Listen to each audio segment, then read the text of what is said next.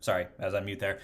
Hi everybody, welcome back to A Better Computer. My name is Matt, and today I'm going to be looking at webcams on the M1 MacBook Pro 13-inch model that came out last year. This is the same webcam that's in the MacBook Air as well. 720p, there's stereo mics, so hopefully it sounds relatively decent. I don't think it looks particularly great at 720p, and not a high-quality 720p either, with also bad lighting, I should say. There's a window over there, there's a hallway over there with a light, and then my overhead light is kind of behind me, so it's really not ideal, but this is what people do with their webcams in the real world. So I think this is a pretty good test of kind of what these do in not ideal situations. So this is the 13-inch again. This is the M1 from the MacBook Air and MacBook Pro 13-inch. Let's go to the 14-inch MacBook Pro that just came out to see if the 1080p camera makes any difference at all. Okay, and this is the 14-inch MacBook Pro that just came out. It has a 1080p webcam, has the same studio mics. I don't know if they're exactly the same. They might be better, they might be worse. You'll tell me if the audio sounds any different here. But yeah, this I think looks a lot better at first glance just with the preview I'm seeing here. I can already see like this light is not nearly as blown out. I think I look better, there's less grain. I definitely feel smoothed. I feel like there's lots of smoothing going on here to make it look like this, but overall, I think it is a better picture, and you know, I'm pretty impressed with it considering this is very bad lighting. Again, lighting's like literally all in the wrong places. It's all behind me. It's all at the sides. Like, it's not good. But this is what you get with the 14-inch MacBook Pro.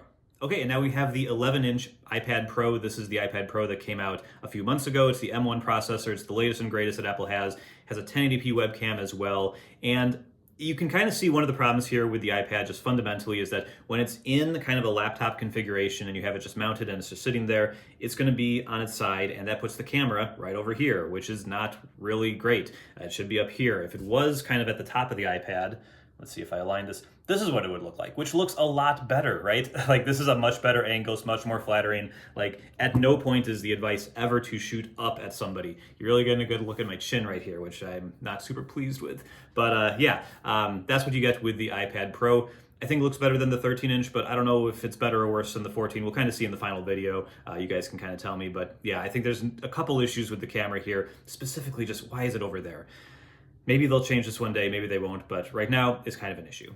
And this one feels like cheating a little bit, but it's the iPhone 13 Pro Max using the front-facing camera. It's shooting at 4K and obviously looks the best of the bunch. So if you must have the best quality, you can use some third-party app like Camo or something else. There's a bunch of apps that do it, and you can kind of hook up your iPhone to your Mac and use it as a webcam. This is the front-facing camera, which I think looks really good. You can kind of see the light there again to see how dynamic range works, how colors work again with bad lighting. I'll flip it over to the back camera right now so you can see that. Okay, and this is what the back camera looks like and sounds like on the iPhone 13 Pro. Again, shooting in 4K, and this should be the best of the bunch. I can't see it right now because my phone has its screens back to me, but I assume this will look the best of everything. So if you have the way to mount the iPhone, if you have the cable to connect it, if you have the dongle to make it work with your Mac, and you are able to run that third-party software, this is obviously going to get you the best quality video. It's just the most setup. But if in those situations where you really want to look the absolute best you can, this is really hard to beat.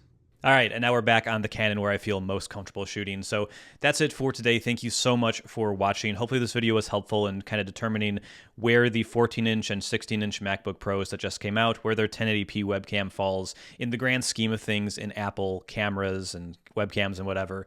Hopefully it was helpful. If it was, drop a like below. If you want to see more about the 14-inch MacBook Pro, make sure you're subscribed, and let me know in the comments what other things you want me to look at. I have the baseline 14-inch model, so not the most powerful one, but if you kind of want to see some other stuff, I'd love to do some more videos about it.